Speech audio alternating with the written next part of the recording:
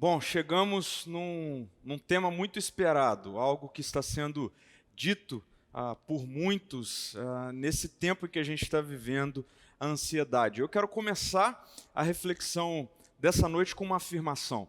A ansiedade está batendo pesado em todos nós, em todo ser humano vivo. Pronto, falei. Eu quero começar com isso, porque todos nós estamos tendo que lidar com algum nível de ansiedade em meio a tudo isso que a gente está vivendo. Já são mais de 100 dias nesse contexto totalmente diferente do que estávamos acostumados a viver a vida, a nossa vida. Então, sim, a ansiedade está batendo pesado e está batendo pesado em todos nós. Veja só, eu quero citar aqui a psicóloga Julia Fink. Ela diz assim: qualquer condição de baixa controlabilidade, de dificuldade de previsão do que está por vir, costuma aumentar o nível de ansiedade. Então, não é surpreendente que muitas pessoas, ou todos nós em algum nível, já estejamos experimentando sentimentos desse tipo, a ansiedade. Então eu quero desmistificar um pouco esse assunto, essa questão da ansiedade, porque sentir ansiedade não tem a ver com você não ser resiliente. Sentir ansiedade não tem a ver com você não suportar dificuldades ou com você estar doente. Não, tira isso da sua cabeça. Sentir ansiedade, ter que lidar com algum nível de ansiedade, significa que você está vivo e que você é ser humano, é gente que sente. A própria psicologia vai mostrar que a ansiedade é um estado psíquico natural da vida humana, inclusive muito útil para nos alertar de um perigo e fazer com que nos preparemos para enfrentá-lo. Por exemplo, os nossos antepassados, em eras muito já que ficaram aí para a história, era a ansiedade ou a ansiedade que fazia com que pessoas se deparassem com feras, com animais selvagens e, tomados pela ansiedade, eles então decidiam o que fazer, enfrentar, enfim, como fazer, como enfrentar. Então, é fato que a ansiedade é algo natural, normal e até útil.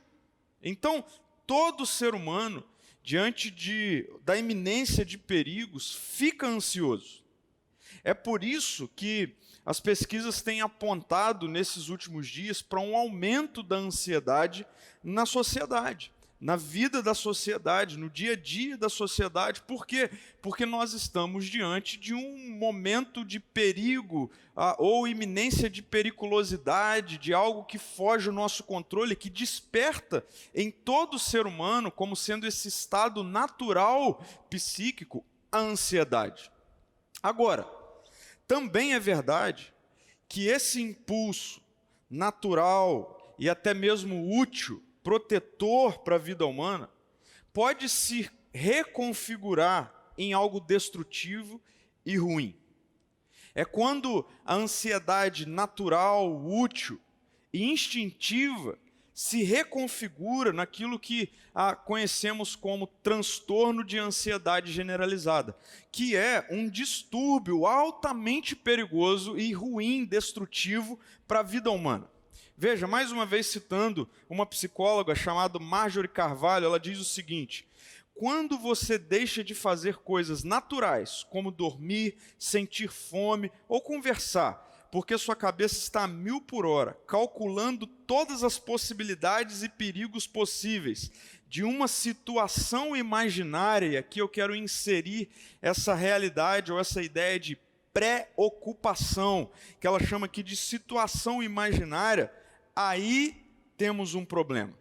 Então veja, quando a ansiedade deixa de ser esse sinal de alerta diante de uma situação de perigo que nos faz tomar decisões estratégicas e passa a ser esse sentimento, essa realidade que enche a nossa mente de situações imaginárias e nos faz ser consumidos por esses pensamentos, por essas realidades, a ponto de deixarmos de vivenciar coisas naturais como dormir, sentir fome, conversar. Aí é um sinal de que nós já estamos falando de uma outra ansiedade ou de um desdobramento destrutivo da ansiedade. E infelizmente tem crescido muito o aumento de pessoas que vêm sofrendo com essa ansiedade, sendo consumida por essa ansiedade, enquanto um distúrbio da vida natural. Então, nós temos lidado com pessoas que têm sofrido com a perda na qualidade do sono, nesse tempo aí de isolamento que a gente está vivendo, falta de apetite, dificuldade de concentração, instabilidade no humor, alteração de humor, irritabilidade e etc. E a consequência disso tem sido o esgotamento para muitas pessoas, porque inevitavelmente essa ansiedade que consome nos leva ao esgotamento em todas as áreas da vida. Esgotamento físico, porque não come direito, não se alimenta direito, não dorme bem. Esgotamento intelectual, falta de concentração ou dificuldade em se concentrar, inclusive relacional. Nós tratamos sobre isso, refletimos sobre isso no domingo passado. E eu queria chamar a sua atenção para esse fato, para essa realidade. Porque enquanto nós temos a pandemia do Covid-19 impactando o mundo, impactando o nosso país, impactando a sua cidade, a nossa cidade, existe também uma epidemia oculta crescendo, que é a ansiedade generalizada, destrutiva, e tem consumido muitas pessoas, muitas casas, muitas famílias. E por que isso está acontecendo? Por que tem crescido, aumentado o número de pessoas nesse tempo tendo que lidar com isso ou vivenciando isso? Essas realidades destrutivas da ansiedade. Eu acredito que isso passa muito pelas fases que envolve esse momento que nós estamos vivendo. Eu quero inserir essa imagem aqui, e eu estou chamando essa imagem de fases do isolamento. Fases do isolamento. Eu já encontrei muitas coisas na internet, enfim, de pesquisas sobre isso, boas, ótimas reflexões sobre isso, mas eu quero simplificar isso em quatro fases. Em 4 fases que eu acredito que todos nós estamos passando por elas, enquanto nós estamos envolvidos nessa realidade da pandemia, do isolamento, enfim. Nós passamos pela fase da novidade, todos nós. Aquela fase onde tudo se tornou completamente online, onde a rotina de trabalho, a forma de estudar, a maneira de se relacionar, como nós compramos, enfim, tudo, de repente, da noite para o dia, se transformou 100% online, inclusive a maneira de ser igreja, 100% online. E essa primeira fase que eu estou chamando aqui de novidade gerou muitas coisas, muitos sentimentos, muitas interações com esse primeiro momento. Por exemplo, nós assistimos de forma discriminada todas as lives possíveis que a gente poderia assistir, seja no Instagram, seja no YouTube. Não é assim? Nesse momento da novidade, da euforia, muitas pessoas saíram se inscrevendo em tudo quanto é curso que começou a aparecer na internet. Muitas coisas foram feitas nessa fase da novidade que chegou ou nos levou à fase da saturação. Então, veio a fase da saturação, essa fase onde a tela começou a gerar uma espécie de repulsa. O esgotamento com relação a essa vida 100% online começou a aparecer. Mas veja, muito mais porque na fase da novidade nós lidamos de forma desequilibrada com tudo isso do que, propriamente dito, por questões negativas do mundo online. Mas é fato, veio a saturação. E então, envolvidos na fase da saturação, eu acredito que aqui começou a ansiedade que talvez lá na novidade até veio, mas veio nessa perspectiva boa, positiva, de fazer a gente pensar e refletir, não ser consumido. Eu acredito que na fase da saturação, muitas pessoas começaram a vivenciar essa realidade de uma ansiedade destrutiva, que nos rouba das questões mais naturais da vida, como dormir, comer, conversar, refletir, raciocinar, enfim. Mas depois da saturação vem o assentamento, sabe? Quando parece que as coisas começam a se encaixar melhor naquele formato. Então, por exemplo, na fase da saturação, diferente da fase na fase do assentamento, diferente da fase da novidade, ao invés de se inscrever em 5 cursos, as pessoas começam a ser mais seletivas de acordo com aquilo que tem a ver com vocação, com de fato as suas próprias vidas. Em vez de assistir qualquer live de qualquer pessoa sobre qualquer assunto, nós começamos a ser mais seletivos com relação a assistir algo que de fato pode nos influenciar, tem a ver com a nossa dinâmica. Ao invés de ler tudo e sobre tudo, a gente começa a pesquisar melhor antes de iniciar uma leitura. Enfim, essa é a fase do assentamento. E a fase do assentamento inevitavelmente nos leva para a fase da adaptação ou da maturação.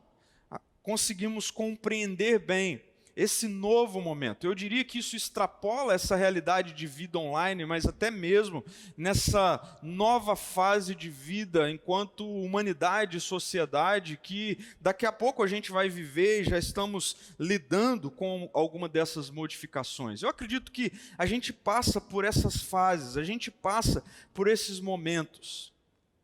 E a ansiedade vai interagindo em nós, em cada uma dessas fases, em cada um desses momentos.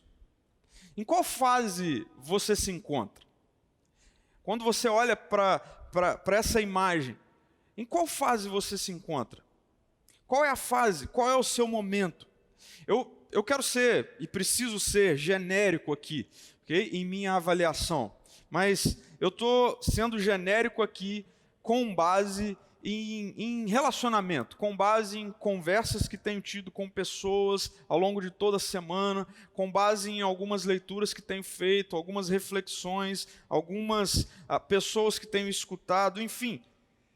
Eu quero avaliar de forma genérica, levando em conta todas essas coisas. Eu diria que grande parte da sociedade, grande parte das pessoas, está começando, preste atenção nisso, começando a migrar da saturação para o assentamento. Eu acredito que a fase da novidade já passou.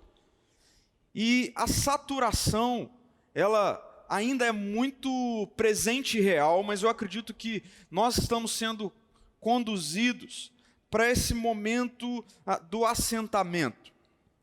A questão, e aí eu preciso que você preste bastante atenção nisso, é que muitos estão migrando dessa fase da saturação para o assentamento, ansiosos, de forma destrutiva, negativa, extremamente maléfica para se estar numa fase ou num momento de assentamento e caminhando para o amadurecimento ou para a adaptação.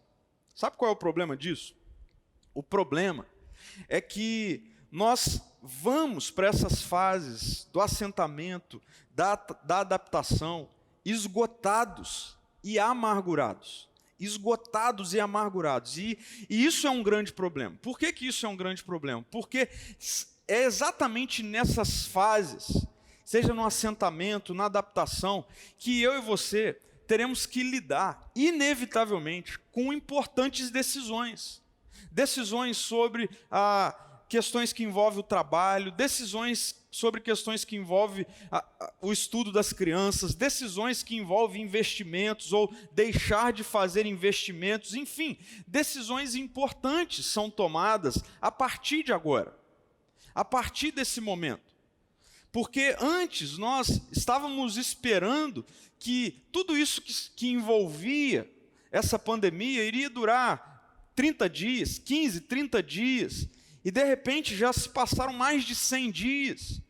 E eu tenho visto pessoas, e eu me incluo nessa relação de pessoas, que estão tendo que tomar importantes decisões agora.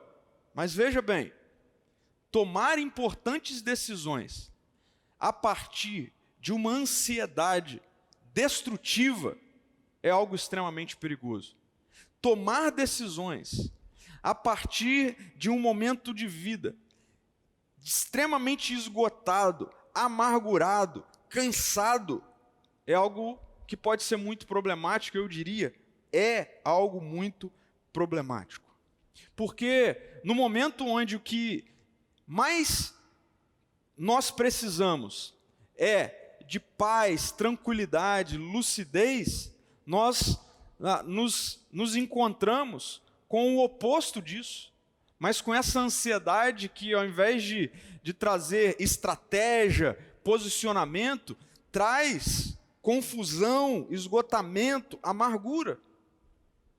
E o que vai definir isso, meu amigo e minha amiga, é exatamente como você está interagindo com a ansiedade, ou como você está lidando com a ansiedade. Porque lembre-se, existe uma boa ansiedade, aquela que é natural do ser humano, aquela que nos coloca em posição de alerta, que nos faz agir estrategicamente. Mas, por outro lado, existe essa ansiedade ruim, destrutiva, aquela que consome, que gera confusão, que gera amargura, que nos trava.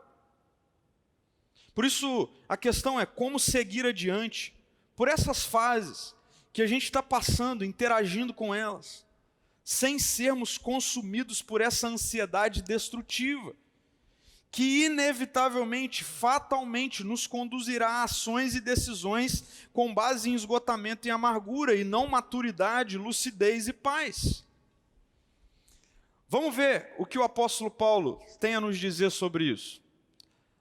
Nós estamos terminando a carta que Paulo escreveu aos Filipenses, e nós estamos no capítulo 4 dessa carta.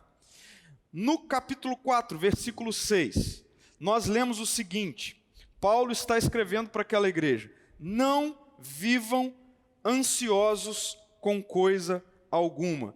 Não vivam ansiosos com coisa alguma. Eu quero dar uma pausa aqui antes de continuar. Sabe por quê?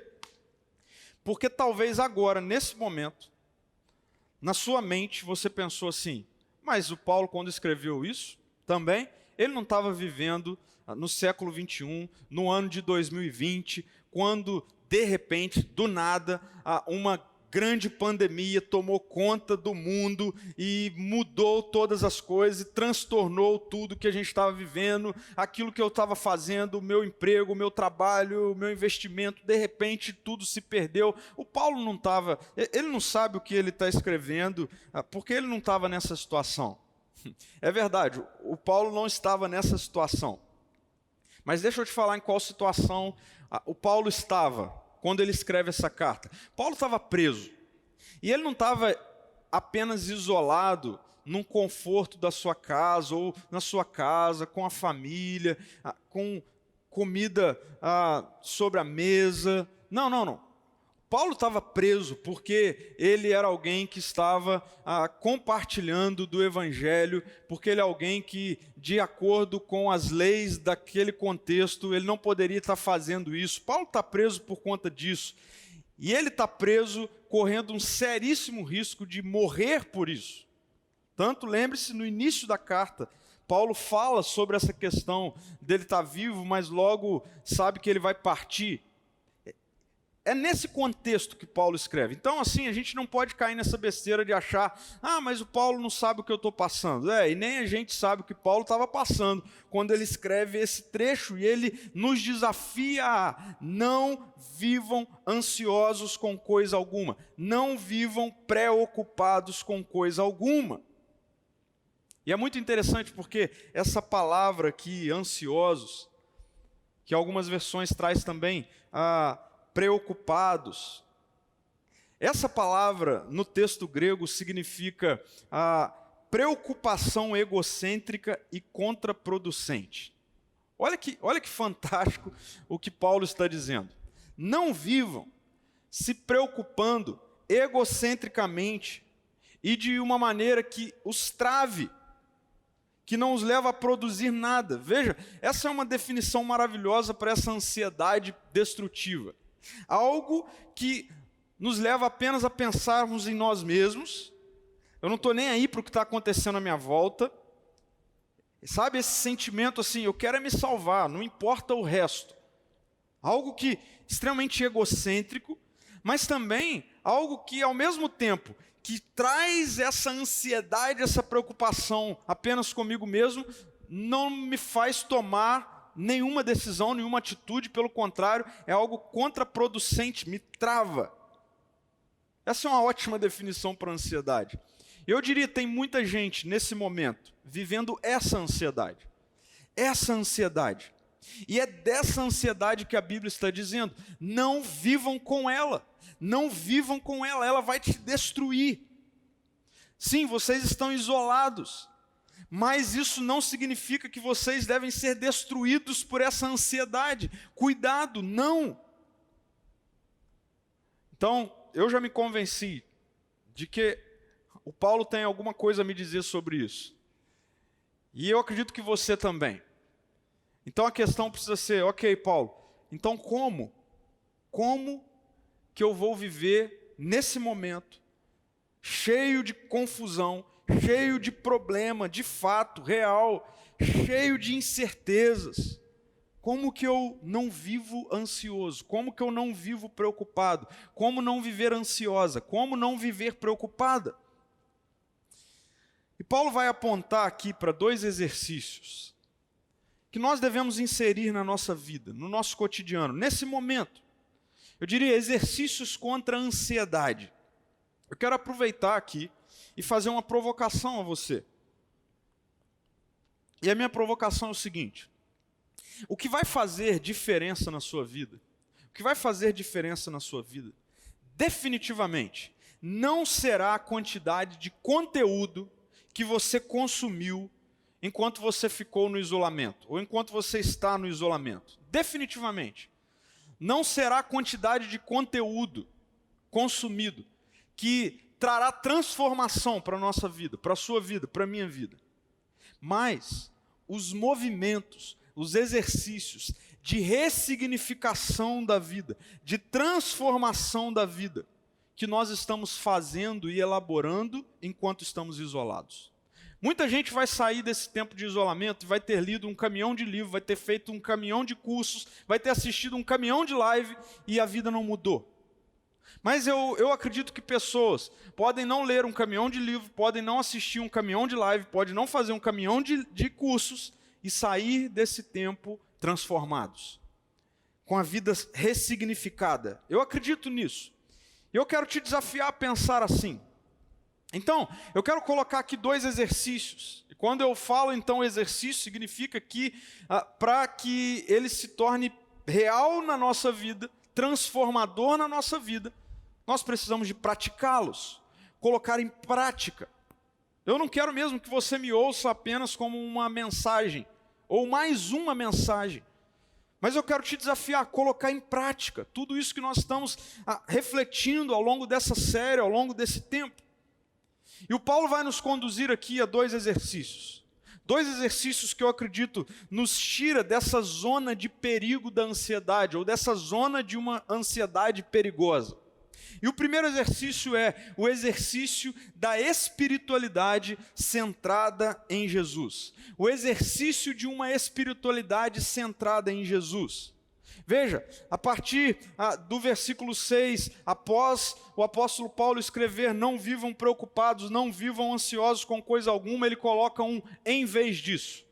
Em vez disso o quê? Ele diz, orem a Deus, pedindo aquilo que precisam e agradecendo-lhe por tudo o que ele já fez. Então, vocês experimentarão a paz de Deus, que excede todo o entendimento e que guardará o seu coração e a sua mente em Cristo Jesus.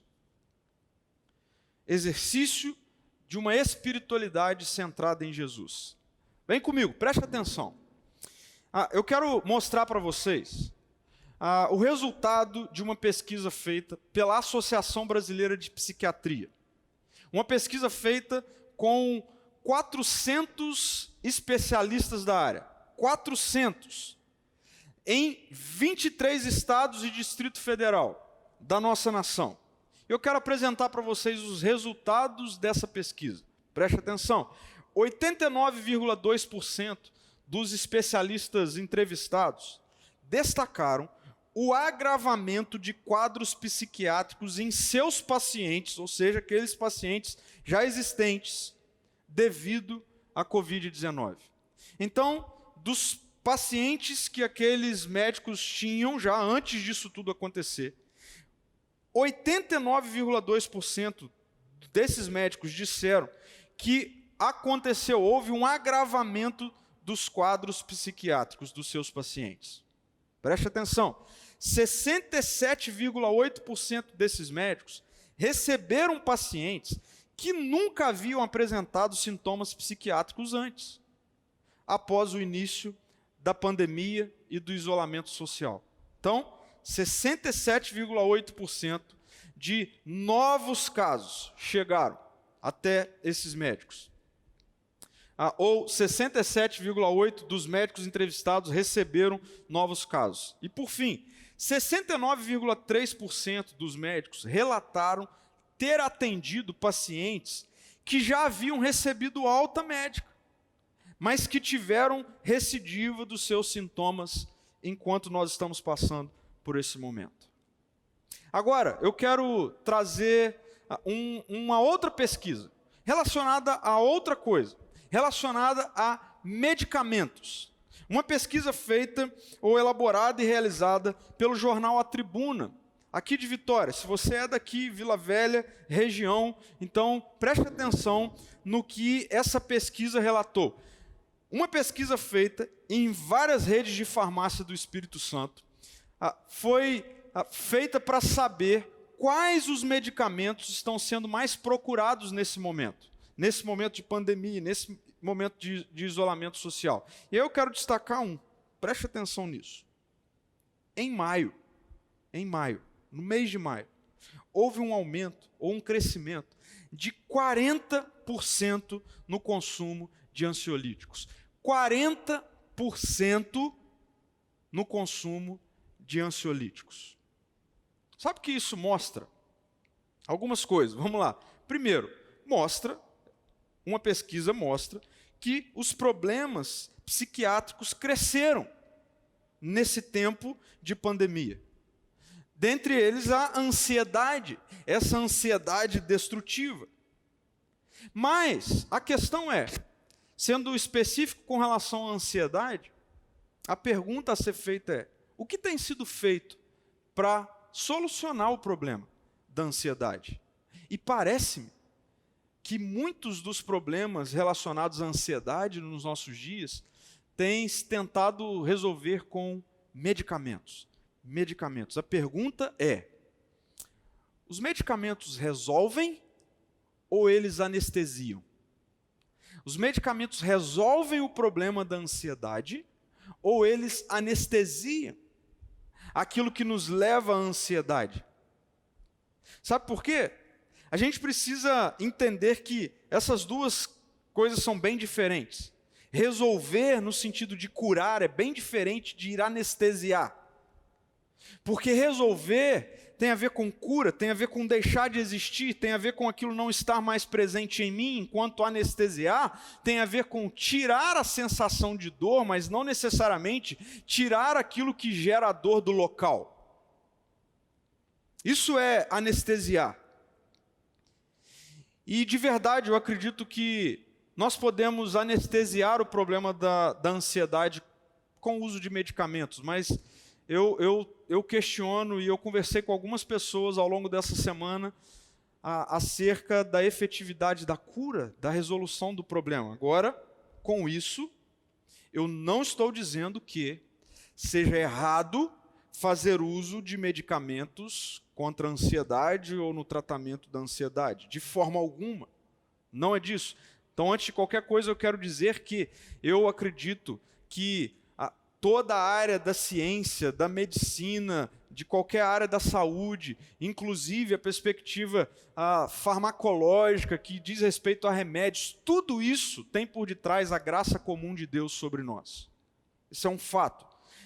Dito isso, eu acredito que muitas pessoas são, sim, curadas, tratadas, também fazendo uso de medicamentos, mas dentro de um tratamento acompanhado, processual, com especialistas.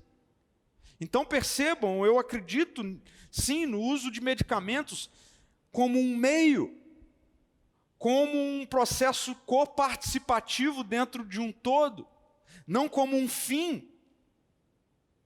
Volto para o problema. O problema é quando os remédios se transformam num fim redentivo, numa perspectiva de que, uma vez fazendo uso deles, eu então vou ser livre da ansiedade. E aí eu questiono até onde há efetividade nisso. Porque uma das conversas que tive ao longo dessa semana sobre isso com uma pessoa especializada nessa área, ela falou assim: pastor, eu acredito que a ansiedade ou os sintomas da ansiedade seja como a ponta do iceberg.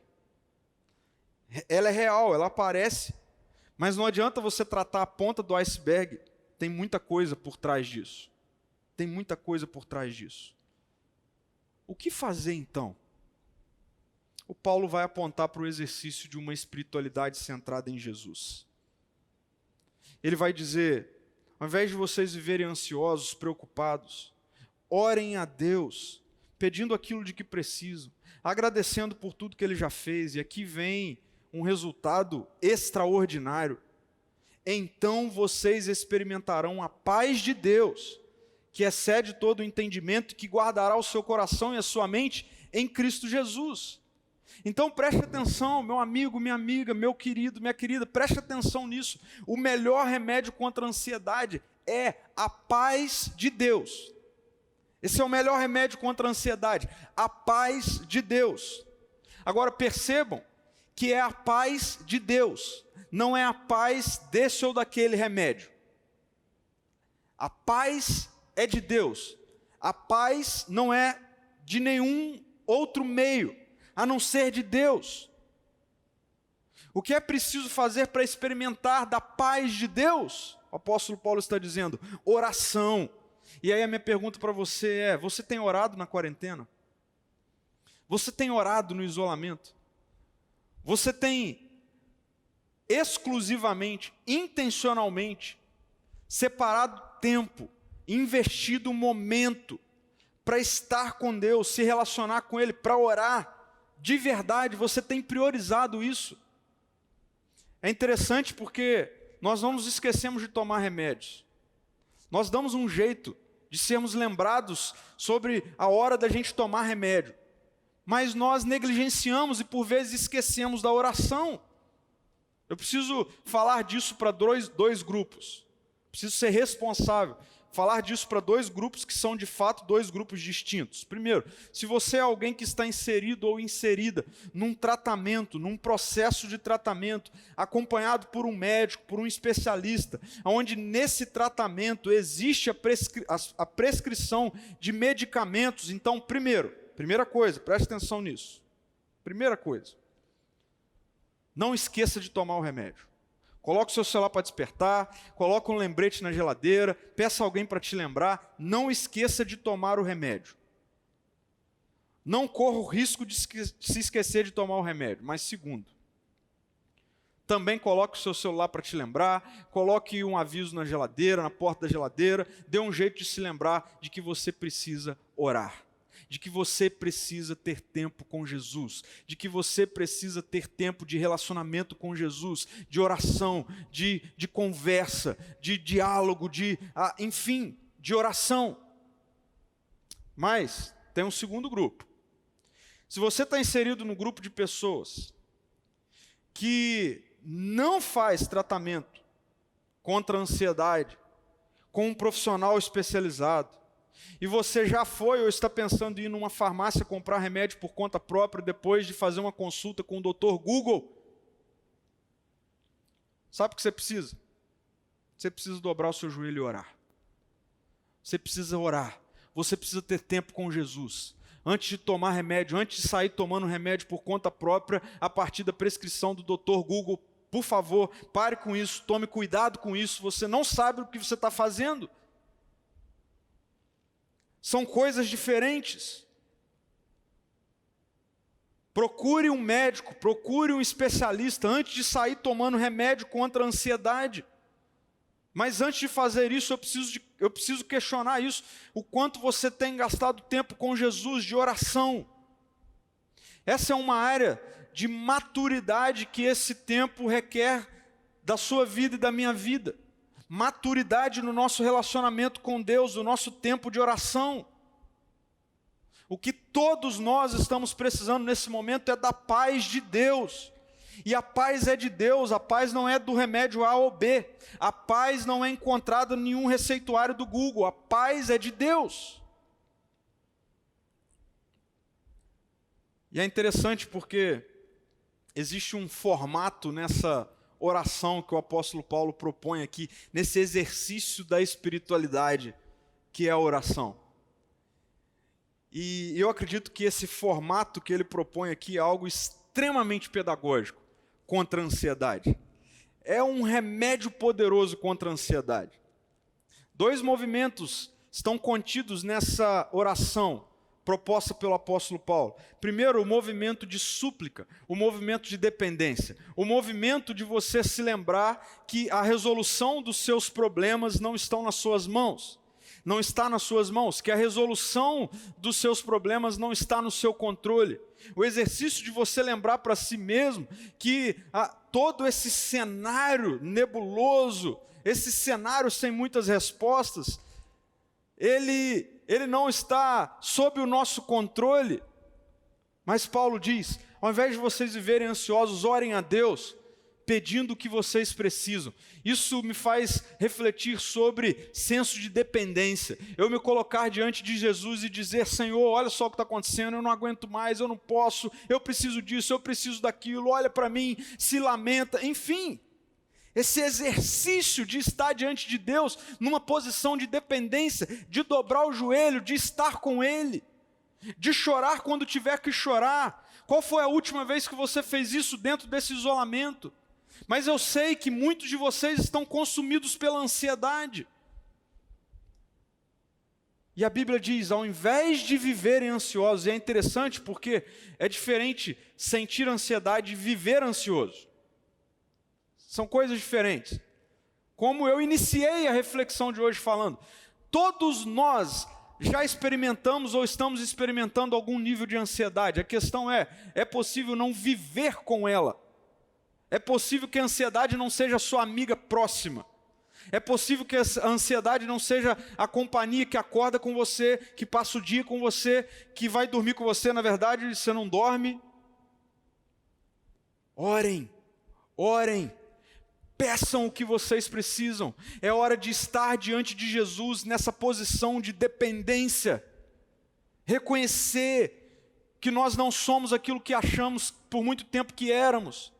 Que nós não temos o controle daquilo que achávamos que tinham, que a nossa estrutura, que a tecnologia, que os nossos recursos falharam. É hora de estar diante de Jesus. Peçam súplicas. Mas essa oração proposta pelo apóstolo Paulo tem uma outra característica, uma outra composição, que é a gratidão. E não tem como. Quando nós estamos diante de Jesus e nós olhamos para a história, quero que você pense nisso. Quando você olha para a sua história, eu posso afirmar isso com toda a convicção. É impossível você olhar para a sua história, eu olhar para a minha história e não encontrar momentos de muito cuidado, socorro, acolhimento, provisão que vem de Deus. E Paulo diz, ao invés de vocês viverem ansiosos, olhem para a história e vejam o cuidado de Deus. Sejam gratos, sejam gratos. Súplica, gratidão. Então vocês experimentarão a paz de Deus, que excede todo entendimento e que guarda o coração e a mente em Cristo Jesus. Mas tem um segundo exercício que o apóstolo Paulo propõe aqui quando ele entra no versículo 8, que é o exercício de uma intelectualidade centrada em Jesus. Onde, por um lado, nós temos o exercício da espiritualidade centrada em Jesus, e agora eu quero trazer esse outro exercício, o exercício da intelectualidade centrada em Jesus. Vejam só, o versículo 8 diz assim o apóstolo Paulo: por fim, irmãos, quero lhes dizer só mais uma coisa. Concentrem-se em tudo que é verdadeiro, em tudo que é nobre, tudo que é correto, tudo que é puro, tudo que é amável e tudo que é admirável. Pensem no que é excelente e digno de louvor. É assim que ele diz no versículo 8. Sabe por que muitos de nós, muitos de vocês, muitos estão sendo consumidos pela ansiedade? Porque vivem concentrados no que não é verdadeiro, no que não é digno de louvor, no que não é amável. E aí, a intelectualidade vai nos consumindo. Eu quero ser bem prático nesse ponto, bem objetivo. Você tem ideia, você já parou para pensar, no quanto de fake news nós consumimos por dia e que toma boa parte da nossa concentração? Você já parou para pensar nisso? No quanto de fake news você absorveu, consumiu na última semana e que tomou do seu tempo, tomou da sua concentração? Você já parou para pensar nisso? Você já parou para pensar em quanto tempo eu e você gastamos do nosso dia, da nossa semana, defendendo políticos ou política A ou B? Você já parou para pensar o quanto disso tem te consumido? O quanto disso tem consumido a sua mente, a sua intelectualidade? Já parou para perceber, para pensar quanto tempo nós gastamos lendo sobre briga e entrando em briga de político, de política, achando que a gente tem alguma influência sobre isso? Quanto tempo você gasta da sua semana se envolvendo com essas realidades, abstraindo daquilo que de fato é real, verdadeiro? Ou ainda, quanto tempo você ainda está gastando assistindo todas as lives possíveis e impossíveis de todos os assuntos que não tem nada a ver com você, com a sua vida, com a sua vocação, enfim? Eu amo esse jeito que o Paulo escreve nessa carta. Eu amo esse negócio. O início do versículo 8, quando ele diz assim: por fim, irmãos, eu quero lhes dizer só mais uma coisa. Parece que Paulo fala assim: não, eu preciso falar disso aqui também, porque essa turma, ela está consumindo a mente com coisas que não são reais, não são verdadeiras, não são amáveis, não são dignos de louvor, enfim. Esse é um bom conselho. Esse é um bom conselho para mim, esse é um bom conselho para você. Concentrem-se em tudo que é verdadeiro, em tudo que é nobre, em tudo que é correto, em tudo que é puro, em tudo que é amável, em tudo que é admirável. E aí ele diz: pensem no que é excelente e digno de louvor. Em outras palavras, cuidado em como você tem usado o seu intelecto, a sua mente, os seus pensamentos, a sua concentração.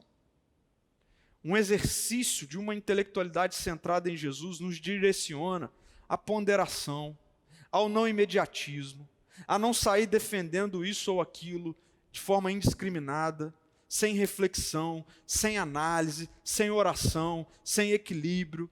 Um exercício de uma intelectualidade centrada em Jesus pondera, reflete, ora, observa. Por isso o paradigma é esse: eu penso no que é excelente e digno de louvor. Esse precisa ser o nosso filtro. E aí, meu querido e minha querida, eu não tenho dúvida, não vai ter espaço para a ansiedade nos corroer, nos destruir. Não vai. Se mantivermos em nosso tempo, na nossa rotina, um exercício de uma espiritualidade centrada em Jesus, oração que traz à memória o quanto Deus cuidou de nós ao longo da história, uma oração que nos coloca de joelho, nos coloca em posição de dependência, de súplica, de entrega, mas também um exercício de uma intelectualidade centrada em Jesus, onde eu não deixo a minha mente se ocupar de qualquer coisa. O filtro é tudo que é excelente, digno de louvor. Eu quero propor 2 exercícios de reflexão e prática. Primeiro, como está a sua rotina de oração no isolamento? Reflita sobre isso. Como está a sua rotina de oração no isolamento? E aí, preste atenção nisso. O aumento da rotina de oração deve sobrepor ao aumento da ansiedade. Pegou? Pegou? O aumento da nossa rotina, da nossa vida de oração, deve sobrepor ao aumento da ansiedade. Mas segundo, com o que você tem ocupado a sua mente nesses dias? Com o que você tem ocupado a sua mente? E aí eu quero trazer um outro princípio bíblico, que é o princípio do equilíbrio com relação ao tempo. Há tempo para tudo. O que eu quero dizer é, há tempo para você consumir notícia. E você precisa fazer isso de uma forma muito equilibrada, muito lúcida, muito cuidadosa. Não é para você ficar consumindo e sendo consumido ou consumida o dia inteiro por notícias. Não é para você fazer isso. Há tempo para isso. Eu, por exemplo, tiro 1 momento ou 2 momentos do meu dia. Diariamente eu faço isso. Eu vou a lugares, a ambientes online que eu acredito ser corretos. Mesmo assim eu faço isso com esse filtro. Mesmo assim eu faço isso com esse filtro, antes de sair acreditando em qualquer coisa, antes de sair repassando qualquer mensagem que recebo no WhatsApp. Há tempo para o estudo, há tempo para você estudar. Okay? Há tempo para você, na sua agenda, colocar, esse é o momento em que eu estudo, que eu assisto um livro, que eu leio um livro, que eu assisto uma live, assisto uma palestra. Assim como há tempo dentro do isolamento para o lazer, para você assistir uma série, para você também não fazer nada. Há tempo para o ócio, para você não fazer nada. Pratique cada uma dessas coisas, porque isso tem a ver também com o intelecto. Espiritualidade, intelecto, ser integral. Dispersão de ansiedade. Nós não devemos, não podemos viver com ela. Jesus quer guardar o seu coração e a sua mente disso. Mas Ele deixou a nós a sua palavra que nos direciona nessa noite. Nós estamos isolados, sim, mas eu quero sair do isolamento, e quando eu sair do isolamento eu quero olhar para trás e perceber, eu até tive ansiedade, mas eu não vivi com ela no isolamento. Eu até tive momentos de ansiedade, mas eu não fui travado, destruído, consumido por esses momentos. Eu quero olhar para o isolamento e perceber, eu estive isolado sim, mas eu desfrutei da paz de Deus. Essa é a minha oração para a sua vida. E queridos, que a graça do nosso Senhor Jesus Cristo, o amor de Deus, o nosso Pai, a comunhão e a consolação do Espírito, repouse sobre você, sobre a sua casa, sobre a sua vida, sobre o seu coração, sobre a sua mente. E dê a você paz, a paz de Deus. Eu quero orar. Senhor, muito obrigado, porque nós temos a sua paz à nossa disposição. Independente do tempo, do momento. Independente até se sentimos ansiedade, nós podemos resolver isso, solucionar isso, experimentando da sua paz. Eu quero orar por cada pessoa nesse momento, cada vida, cada coração, cada mente que já tem sofrido com ansiedade. Como nós vimos, está tudo aumentando com relação a isso. Deus, venha com a sua paz, em nome de Jesus. Mas eu também quero te pedir para que o Senhor nos tire da nossa zona de conforto ao longo dessa semana e nos coloque de joelho diante do Senhor, em tempos de oração, intencional, exclusivo, tempo cheio de súplica, de dependência, mas também traga à nossa memória o que pode nos dar esperança, tempos de cuidado do Senhor sobre as nossas vidas ao longo da história até aqui, em nome de Jesus. Amém, amém, amém. Fique aí, eu quero que você ouça essa última canção, reflita um pouquinho, ela é a verdade de Deus sobre a nossa vida e sobre esse tempo. Quero muito saber que você está aí na semana que vem. Que Deus te abençoe, que a sua semana seja cheia da paz de Deus.